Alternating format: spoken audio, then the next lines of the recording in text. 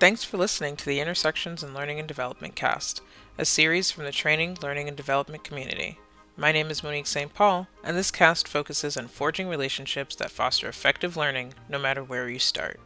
Whether you design, develop, deliver, support, or consult, and or all of the above, we hope to provide you with new ideas, inspiration, and connections across the L&D community. Dan Ralabate is a UX designer at Walmart Global Tech. His professional experience spans the corporate, agency, and freelancing industries to get learners and end users alike projects that look good and function better. Creativity takes the helm for this profession to enhance interactions that are intuitive to the masses. We want to speak to him today about the intersection between user experience and L&D. Let's get to it. Good morning, everyone. Welcome to Intersections in Learning and Development. I am Monique St. Paul, co-host Lisa Crockett, and today we're going to speak to Dan Ralabate, who is a UX designer for Walmart Global Tech, and he is a former coworker of mine who a decade later I decided to dig up and say, hey, do you want to speak on my webcast? And the reason I did was because UX and UI design in general is something that people hear about, but we don't really talk about in depth. So, as someone who's very interested in that, I wanted to talk to Dan because he's had experience in both graphic design and UX design for a corporation, for an agency, and as a freelancer. And Dan, do you want to explain a little bit more about who you are? Sure. Thank you so much, Monique and Lisa, for having me. And hello, everyone. Thank you for joining. And yeah, I'm super excited to be here. It's been a wild journey. Sometimes the market will kind of push you in certain directions, and opportunities will arise when you don't expect them. And so I'm just very fortunate to have worked in all these different industries and can provide perspective on all of them in different ways. And again, I'll elaborate more as we go on here, but I'm super excited to be here and thank you for having me. Excellent. We'll start with an easy one. What is UX design? Sure. So UX design, for those who are unaware, is user experience design. And so it's primarily been focused in the digital space, especially lately where everyone's interacting on phones and, this technically is a user experience as well, right? And what I like to do is think beyond the digital space because I've, as I mentioned, I have experience in different industries, coming all the way back to working on product development for a natural soap company, and that experience is beyond digital, right? That's something tangible. This is a label that I did once, and holding this bottle in your hand and using this nozzle. That's technically a user experience, right? And how we interact with mobile apps. That is an interactive user experience. And why we have buttons the size that they are, and why text is the way it is, and what colors mean to you. All of this is in this broad space called UX. And where opportunities arise in this space are, more or less on the digital front. But if you have that understanding of how people interact with things and why they do, that takes you beyond digital. And that's why I love this space so much, because the learnings from a UX perspective can really apply to so many different markets and industries, and that's really why I love this so much. Excellent. I think Hmm. people don't understand design until something doesn't work the way they want it to. That's the Hmm. greatest way to explain it. If you get Right. angry and go, who designed this? That's a Hmm. bad user experience. Right. Someone in the audience here, Kim, mentioned she was a member of UXPA Okay. for the past 20 years. So the Usability Professionals Association. Are you part of any UX or professional organizations? I am not. Now I'd love to join if it's something that I need to apply to, or if it's open to everyone, but I would love to be a part of that. And I think that's the beauty of this, is that there's so much learning that you can acquire from other people in the space. And I'm working with Walmart right now. I'm working with designers from all over the world and developers and engineers who are just brilliant, and they're wonderful to work with. And you learn so much about the retail space and the online retail space. And then in another experience, I'm in an agency world where I'm working with a creative director who's constantly pushing me to learn more, and to acquire new skills, and to learn about like UX and the psychology behind UX. And so it's really just the environment is getting larger. It's as it becomes more mainstream, people are understanding it more, and I'm truly just really excited to continue to learn more and to be part of new platforms like the UXPA. If I Excellent. So can. when I met you, you were a graphic designer, and that's Yeah. how we worked, and I was in marketing. So can Mhm. you share what your experience has been to best prepare you for moving from graphic design into something like UX? Oh, sure. Yeah, I mean, it's it even starts earlier than that, right? Like it's, at a very young age, we're taught, you're either creative or you're not. And it's something as simple as in kindergarten, like I did a drawing and somebody, didn't like it, so I don't like it anymore, or I'm not an artist, or I'm not creative. And it's a problem that we have in society, and we really should work on this, because at the end of the day, everyone really has some sort of creativity in them, no matter what industry they're in. And I always held on to that. I held on to that as a young child. I was a good artist, but I wasn't the greatest. But I loved doing it, and it was my passion. And it took me into, graphic design. And when we worked together at Life Care, and it was a wonderful experience, and we had a lot of learnings, and we worked very well together in the marketing department. And then what that did was, it gave me a lot of experience working with larger corporations, but more importantly, the people behind those corporations, and they're just as human as you and I. And they might have a really senior role at a certain company, but at the end of the day, they're people, they're humans. They interact with the same platforms we do, and they interact at events the same way we would, and they're looking for the same things. So having that general understanding took me into the agency world, where now we can actually build things that people are going to be interacting with on a daily basis, whether that's an app or a sales tool that they need to do their jobs, or if it's for planning for an event, making sure that the event goes smoothly, and the different people that are involved in that.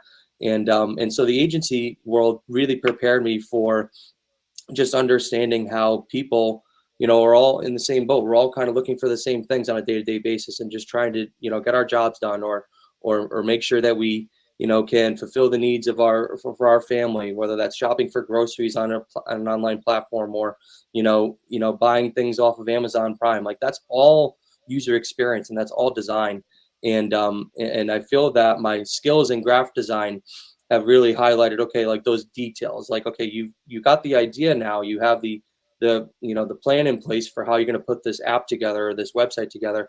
Now let's start applying those skills you learned in graphic design, with determining, okay, what photo works best here, what font works best, what color, positioning, layout, all that fun stuff. And that's where my, the graphics and UX design merge well. Yeah, and so I have a background in marketing, so I've worked with many a designer.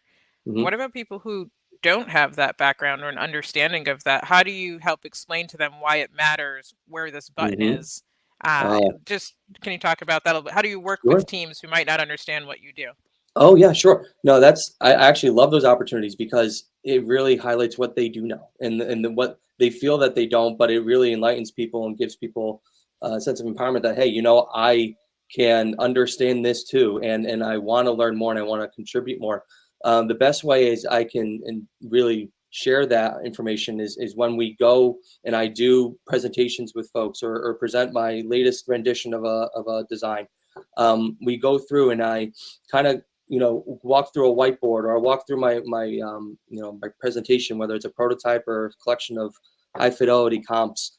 And we talk about, like, okay, this is where this button goes, because it's close proximity to all the different actions that they're going to perform on this page. And then I'll ask, like, the audience, whether that's an engineer or a project manager, or even, my end user, and we're thinking through their lens. What would you click on? Why would you click on that? What is the first thing that you notice on this page? And then they start giving you the answers to reassure that your design works or doesn't work. And they start to see, okay, this is why this is why they feel that this is important to them, and they can start contributing, and start to see that there's value in providing their feedback, but also being able to understand why I'm positioning things the way that I am.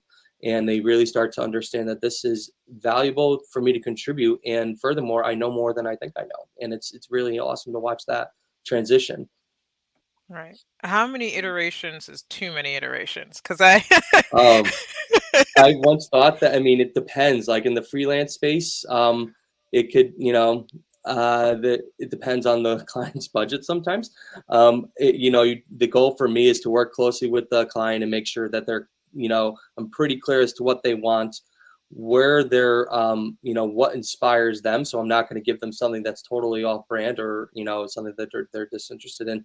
And it's, you kind of narrow it down to maybe a couple iterations sometimes. Whereas in the corporate space, there's more time, there's larger budgets, and there's more time to harp on like the smaller details or positioning, and having to go through more collaborative steps, like meeting with new teams, or like getting a handful of designers' opinions on this, and sometimes those project timelines are lengthened because you have other things you're working on with them. So, Right. So you again have a background in design, hmm so you understand the principles and things like that. When you hmm see things that are like self-starting things like Canva, where someone who's not a designer can all of a sudden hmm create things, what do you think about sort of those self-service tools that get people to get things to look well, but don't hmm necessarily have the skills to make too many edits to it? And I'm talking about hmm myself here, but you can talk Yeah, about no, no, other totally people. fine. Like it depends on the initiative, right? Like if it's sometimes, like if I'm putting together an ad for an Instagram post or whatnot,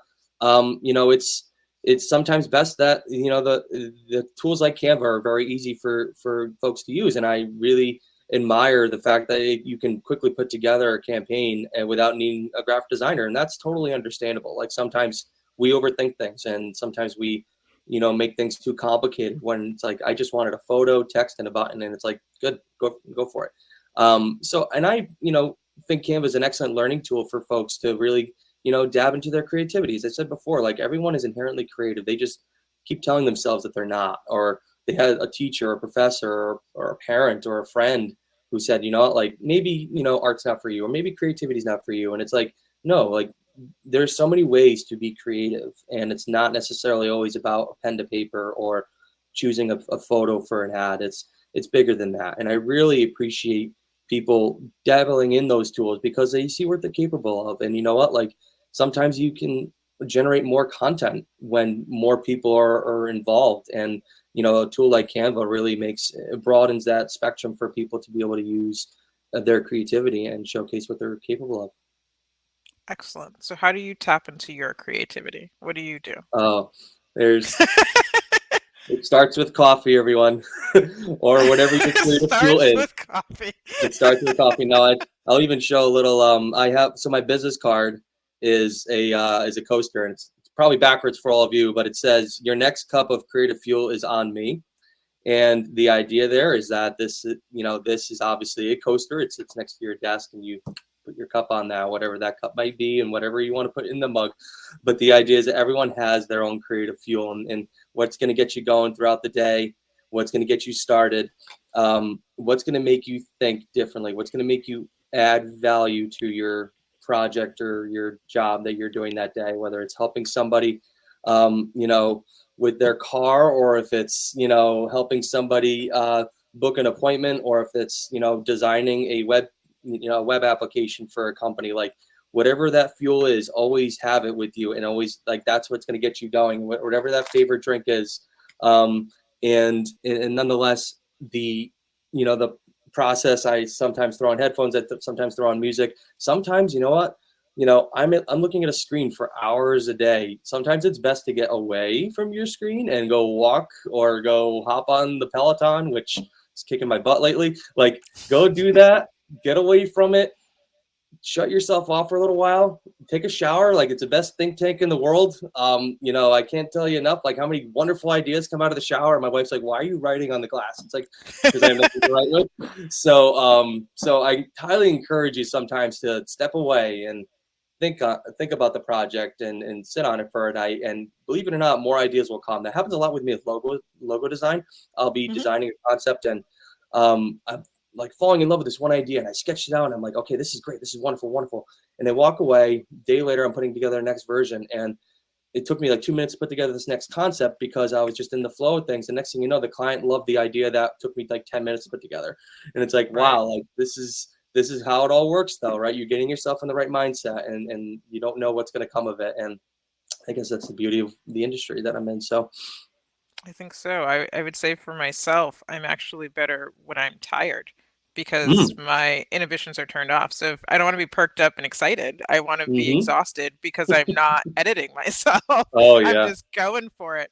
Uh-huh. but you've done freelance before. So how do you build a portfolio when you work for a corporation? I know like for something Hmm. like Walmart, I'm sure a lot of that is proprietary. You can't share it Hmm. with other people. Hmm. So can you share with people how you might build a portfolio with some of the things that you did without Sure. breaking any of the rules of your organization Yeah. or your prior organizations? Oh yeah, no, that's always a big challenge. And I've really three of my biggest three of the companies that I've worked with in my career, all the client work is proprietary. I'm not even going to mention the names of the companies. It's Yeah. like Life Care was a great company to work with, and all of our clientele, like amazing opportunities that Monique and I worked on together, and a lot of big corporations, but you can't show that work. And then Alden Image was a wonderful agency that I worked for in Shelton, Connecticut, and amazing experience there. In 4 years, we learned.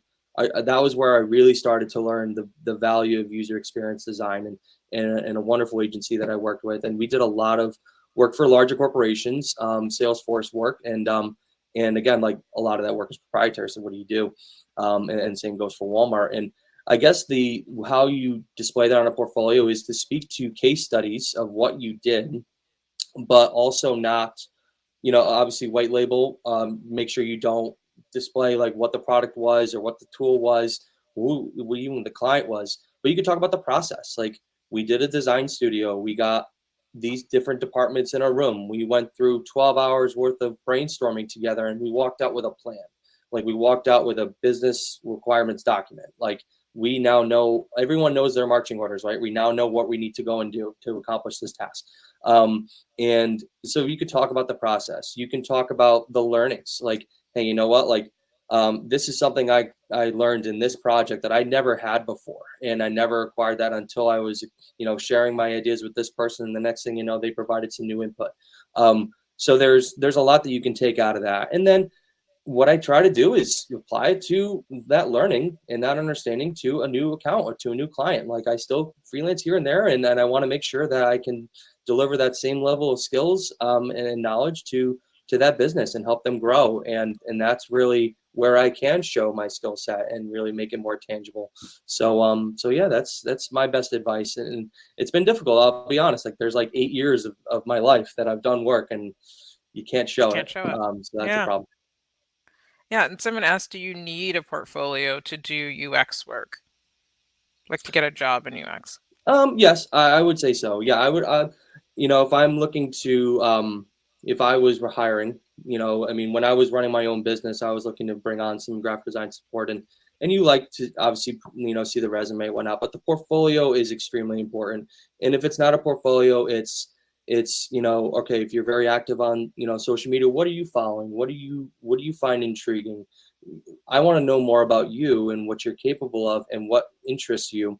And then when it comes to if it's a design specific role, a portfolio will really seal the deal for me. I can actually see your work and interact with your work, and see how you went about designing these things and how they all work together. And quite frankly, if there's nothing for me to review, then it's kind of hard for me to gauge your skill set. So I think a portfolio is arguably more important, than a resume when it comes down to applying for a UX designer role for sure. Excellent. And so I'm going to make you answer your own questions. Hmm. Who are you following and what are you doing Oh yeah. But online to get? oh, I'm on Instagram. I first off, I'm not as active on social media from a posting standpoint. I just don't have enough time. Like if I do have time, it's like because I'm shutting off from work, and or I'm not volunteering somewhere. I'm very much involved in my son's little league program and my daughter's school. Like I try to make sure I'm there for my kids, because that's the one caveat too with freelance workers, that you have to be able to shut off. And if you don't, you're in trouble, because I regret, like there was like a 9 month stretch when my son was only like an infant. I'm like, I wish I was there more, but I had like committed to 16 hours a day of work and Right. sleeping for like 5 hours, and I was just not there for him. And I'm like, I'm never doing that again. I have to shut off at a certain point and make time for my kids. But nonetheless, social media in my world, I do follow like the inspirational folks. Like I do love to. There's so many of them. I can't remember the handles, but they're amazing. I every now and then will scroll through and just, you can always use more inspiration, more of those motivational speakers. I like to follow artists, what they're doing. It's incredible to see how many amazingly talented artists are out there. And it's, again, I used to paint way back in the day. It always inspires me, like, pick up that brush and go do it, man. It's like, when are you going to have the time? It's like, but, but nonetheless, I try to make sure that I'm following material that is going to get me motivated to get back on board and get on that project, or go teach my son's baseball team a life lesson that they haven't gotten before, and that's really what I use social media for, is to really get inspired.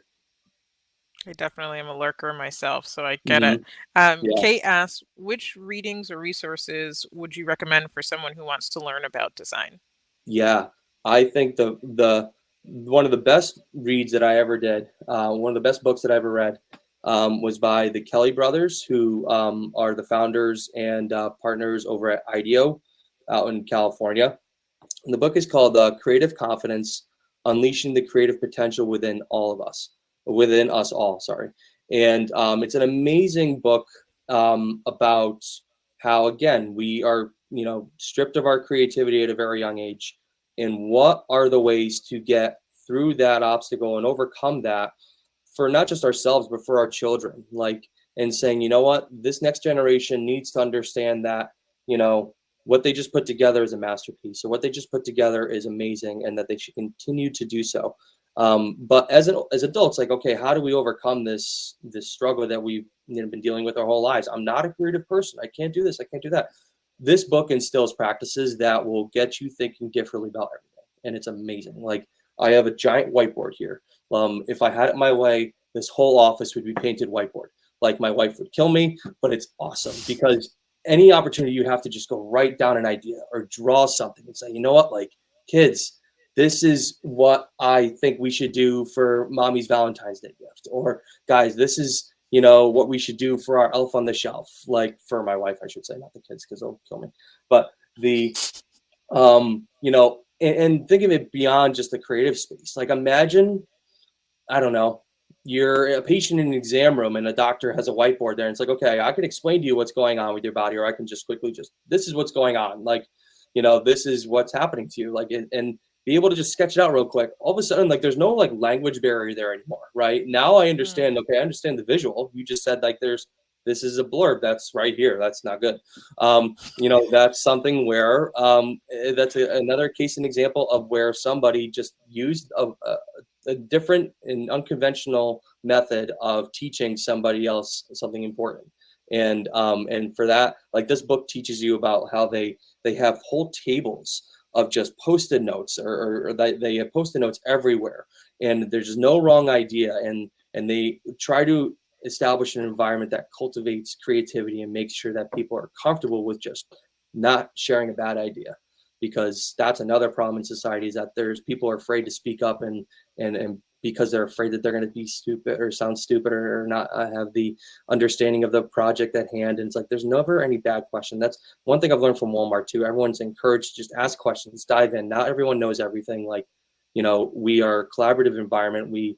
There's a lot of moving pieces here. Some of you are new, and some of you don't understand the lingo. Let's help out each other and make sure that we answer questions no matter who's asking or what they are. So that's what I gained out of this book. That's an amazing book. No, I'm glad you asked the question, Kate, and we got such an awesome answer to that. And I Mm-hmm. know, don't worry, Lisa, I'm paying attention to time.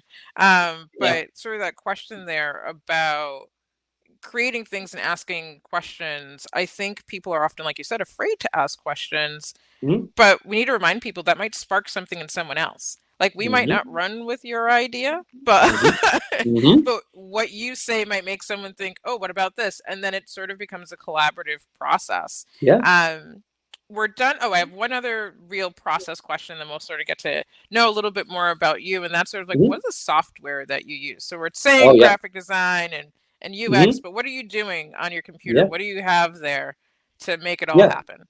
So I like to separate into three buckets. UX wise, I primarily use, for designing my work, I'll use Sketch. It's probably the best UX design tool out there, in my opinion, for designing high fidelity comps and being able to store patterns and styles They call them symbols, and you can have like, you can pull from a symbols library and use that pattern in your design. And there is, then I transitioned over to InVision, which is my go-to prototyping tool. An amazing platform, and they have amazing content too. So I highly encourage any UX designers or anyone interested in learning a little bit more about UX to follow them and read some of their blog posts, because even some of their articles from years ago are still very applicable today. It's just an amazing wealth of knowledge there. But an amazing prototype tool. And then usually at Walmart, we pass things on through Zeppelin, which is another like tool where developers can go in and see where your styles are and be able to, you know, quickly see what information you have behind each component. But we are also transitioning all that whole process over to Figma, which is an amazing tool. I'm dabbling in it now. I'm a quick learner. I'll pick it up in like a week. And it allows you to do a lot of those stages all in one place, as well as like wireframing. And in terms of, you know, I also use whiteboards a lot, as you probably can imagine, for wireframing. You know, there's other tools like Balsamic that you can use for wireframing that I've used in the past. For graphic design, I stick to the Adobe Creative Suite's Photoshop, you know, primarily for photo editing and, you know, putting together some graphics. Illustrator I use for my logo designs. I actually done a lot more work in Illustrator for print material as well. All the labels that I did for Puracy was all done in Illustrator. It's probably your best tool for anything that's going to be printed, you know, because Vector allows you to scale to endless sizes for billboards and whatnot. And then I also use InDesign for some print material as well, but it's been a while since I've dived in there. And then for websites, you know, I primarily stick to WordPress. You know, I have a great group of people that I work closely with that host, you know, different sites for whatnot from WordPress. And I also, if a company's budget's a little bit smaller, I, you know, try to entice them to get into Wix or Squarespace, and I just help them get started with their web page, web presence, if you will. So so those are the tools that I use. Excellent. Now we're going to ask questions about you because we can. So you can Yeah, relax. Take a go for it. second. Like, it's Go for fun. it. I'm ready. It's fun. All right. What is the last song you listened to? The last song I listened to. Oh my gosh. In the gosh, what was this? So I'm in the car with my kids. I was dropping Vivi off this morning. We were listening to Kids Playhouse or whatever it was on satellite radio, and I want to say the song was by Hanson. I Am Born, or Born, something along those lines. I'm bad with song names, but it was awesome. We were getting all jacked up on the way home, on the way to school, and she was loving it. Yeah, yeah. That's Not the the way Hanson, to do it. is that the same Hanson from when, like, back in the early Bop. 90s? Yeah, Or that would be. would that be the same Hanson? Okay. I'm like, what happened? Okay, the next question is, Bop, yeah. what was the last thing that you painted? The last thing that I painted was a mural. It was actually a backsplash mural. This is years ago, but my parents had redone their kitchen, and then they had a backsplash over their stove, and it was all marble tile, and they wanted a backsplash paint, you know, design painted on there. So I painted this whole Italian scene of like a vineyard and wine and cheese, and I even put Ralabate Chianti on the wine bottle and made it very personal. So it's kind of hard when they had to sell the house, because like, what are we gonna do with the Ralabate Chianti? Like, can you paint over that? I'm like, that's instilled in the wall. Can't touch it. Can't do it. Not doing it. No. So What is your favorite guilty pleasure? PG, obviously. oh, of course. Gosh, cookie dough. So when we're making cookies, we're putting the cookies on the tray, and Dad just scoops a spoon, and without anyone watching, just okay, we're good. Just keep making the cookies. And What the kids flavor are like, cookie? Yeah. Well, favorite chocolate chip, like Chocolate hands chip. down. Just stick to the basics. Yeah, exactly. Excellent. Last thing that you read. Last thing I read was this creative confidence book. It's been a little while since I've gotten some reading in. What I've tried to do to take in more content is take on listen to some more master classes, which are awesome. You know, the last one I listened to was literally a week ago. Teaching Advertising and Creativity by Jeff Goodby and Rich Silverstein. They have an agency out in San Francisco. Highly recommend anyone who wants to get into marketing to just listen to these guys. They've got so many amazing stories of campaigns that they've done in the past, and I highly encourage anyone to just join and get a subscription and masterclass, because there's so many things you can learn, whether it's cooking, gardening, advertising, I listened to Aaron Sorkin's on video and storyboarding and whatnot, and just an amazing platform. I highly encourage people to get into masterclass. Excellent. I can change this question a little bit, but what is the last product that you purchased that you thought, wow, how did I live without this before? Let me see. How did I live without this? Particularly if it has good user design or user experience. Yeah. Let me think. I mean, I'll be honest with you, it wasn't very recent, but I don't, push me because I might just buy another one. Like Yeti is an amazing product, amazing brand. We have like more than enough mugs now, but like there are, I can't live without this. Bus stop, like this is my buddy. Like driving her to school, any long distance car rides, you need this. And anyone out there who doesn't There you go. believe So in this Lisa's brand, showing go for it. hers right now. Yeah. Yeah, I mean, in the knockoff brands, I'm sorry, just not up to snuff. I think this is the best brand by far, and they're durable. And quite frankly, I can't live without it.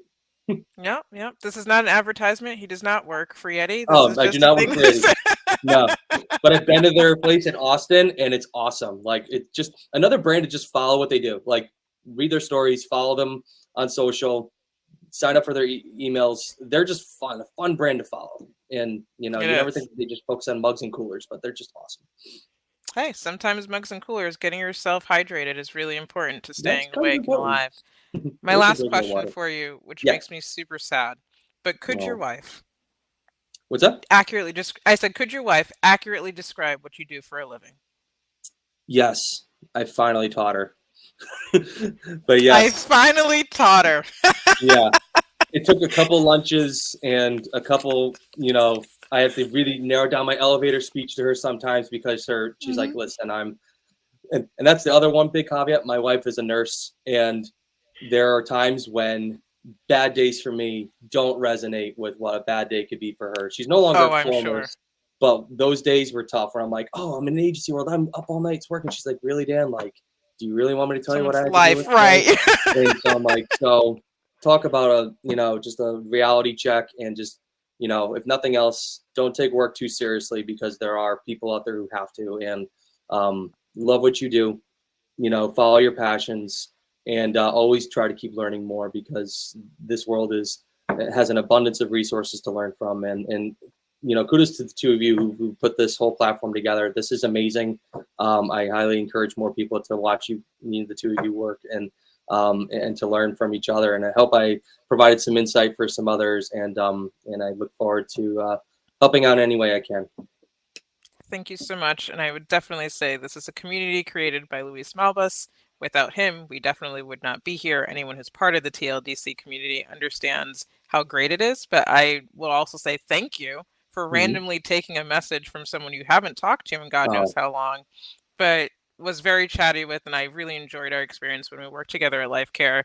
And it's great to have connected again. And hopefully everyone here has taken what he said and plans on going to check out some of those resources. But as far as me and Lisa are concerned, our next session is on March 1st with Sion. Is that how you pronounce it? No, she's nodding. Can you unmute yourself, Lisa? Yep, there we that go. is Sion Dyson, and she is a voice artist. She's a storyteller. She's a writer. She's amazing. I had the best conversation with her, and you guys are going to love her. And she has so much to share with us about her work and about how to work with her. And we all know that as instructional designers, that can be challenging to get a voice right the first time around, and I think she can help you out. I'm going to do an intro for this podcast a little bit later, and it's going to be at least 7 tries. So, Dan, thank you for your time today. Have a fantastic vacation with your family. Thank you for sharing your time. And for everyone else, have a good rest of your day. Bye, guys. Thank you so much, everyone. Take care. Have a good one. Bye. Thanks again for listening. And if you find value in our content, please consider supporting TLDC with a membership. Go to thetldc.com/join to sign up and get access to hundreds of our recorded videos, free entry to all of our live virtual conferences and events, and more.